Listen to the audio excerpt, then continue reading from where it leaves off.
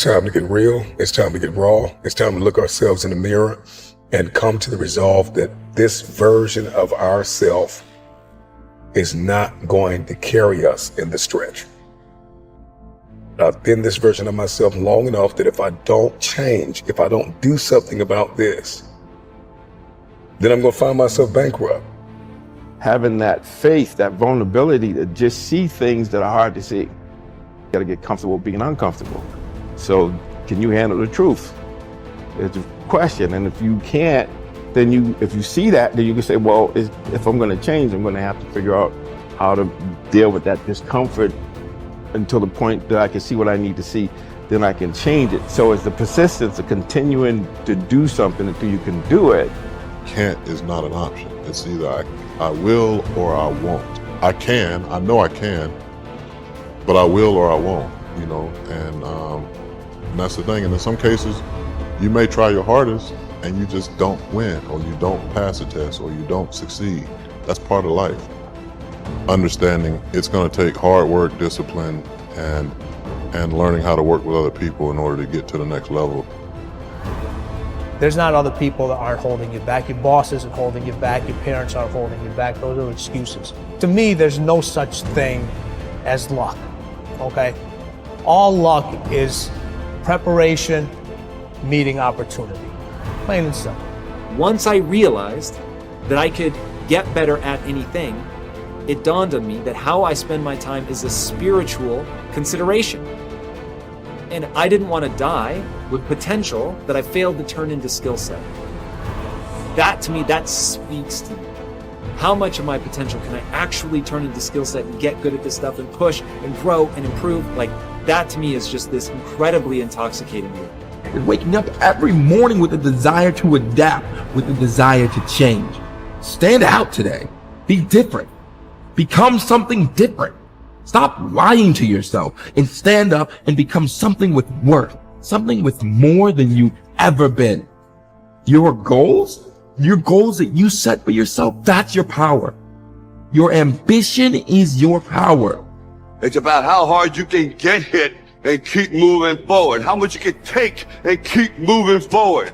You have to electrify and get all the things that are necessary within you to start doing the things that you need to do. So when the time comes, you can kick down that door and move towards the possibilities of being the best of who you really are. Learning how to concentrate, learning how to focus in, deciding that you're going to focus to develop your skills. You'll be surprised of the ideas that will come to you, of the people that you'll be able to attract, of the opportunities that you'll be able to see. You'll begin to see things that have been standing there looking you in the face saying, I can't believe this has been here all this time. There are so many people in the world and you know, you may be watching this right now, and you have these incredible ideas, and what you think is missing is motivation. And that's not true. Because the way that our minds are wired, and the fact about human beings, is that we are not designed to do things that are uncomfortable or scary or difficult.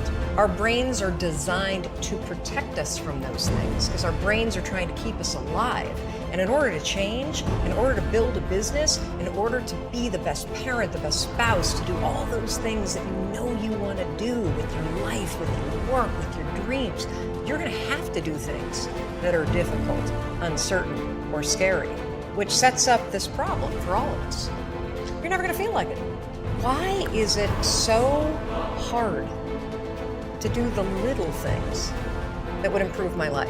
Waking up and realizing that I'm never going to feel like doing the things that are tough or difficult or uncertain or scary or new, so I need to stop waiting until I feel like it. And number two, I am one decision away from a totally different marriage, a totally different life, a totally different job, a totally different income. Whatever you don't use, you lose. Lack of use causes loss. On this planet. Maybe not the next one, but on this one.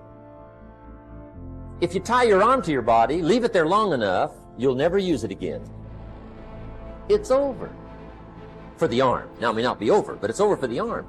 The only way to keep the use of this arm is what? Keep using it. If you quit, you lose. Automatically. They don't bring it up for a vote. You lose automatically when you quit. Now, the same thing that goes for your arm goes for your brain, mentality. The same thing goes for all the human virtues. Ambition, unused, decline. Strong feelings, unused, diminish. It doesn't grow, it diminishes. Faith, unused, decreases. It's a law. Vitality, unused, diminishes.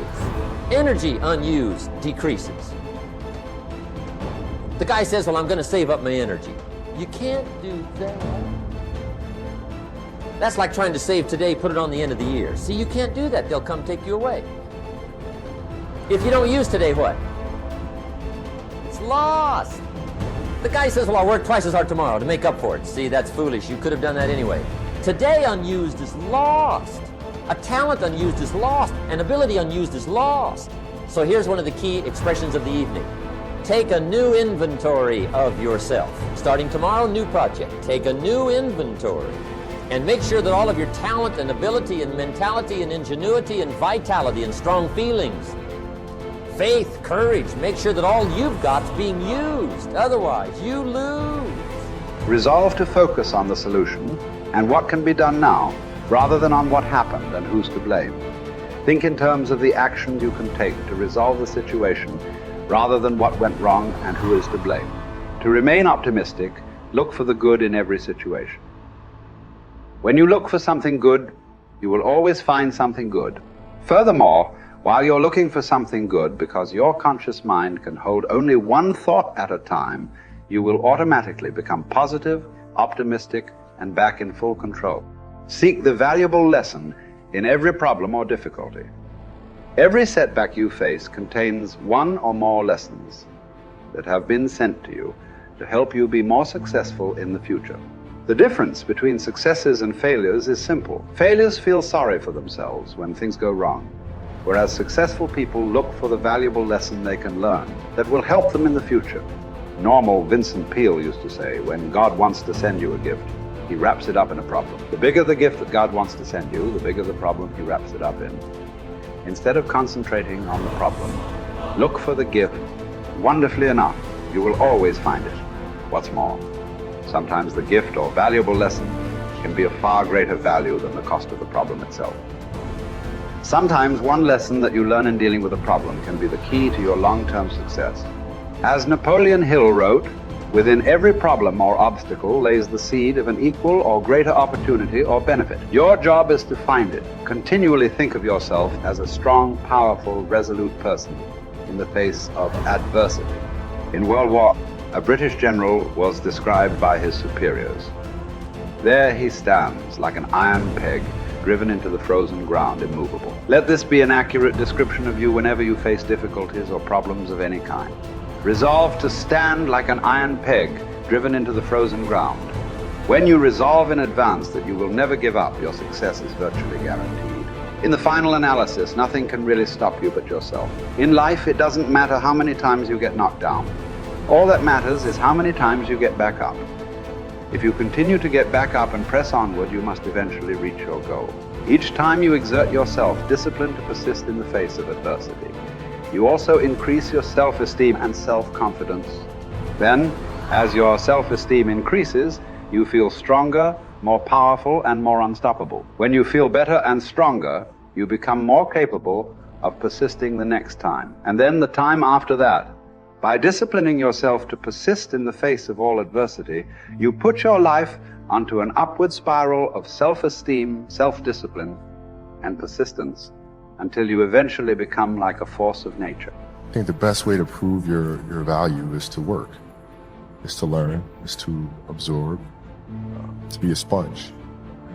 You always want to outwork your potential You know, as hard as you believe you can work harder than that. And that's what I tried to do when I first came in the league. But, you know, basketball is such a direct competition sport that me coming in at 17, I hated when, like, my teammates would say, you know, I get hit with an elbow, right? Shaq would hit me with an elbow in practice. I always had that extra chip on my shoulder. So, like, every day in practice for me was really trying to annihilate everybody that I was playing against. I wanted to prove you don't need to babysit me. And so it's always that competitive nature, the work ethic, and curiosity. My philosophy was a very simple one.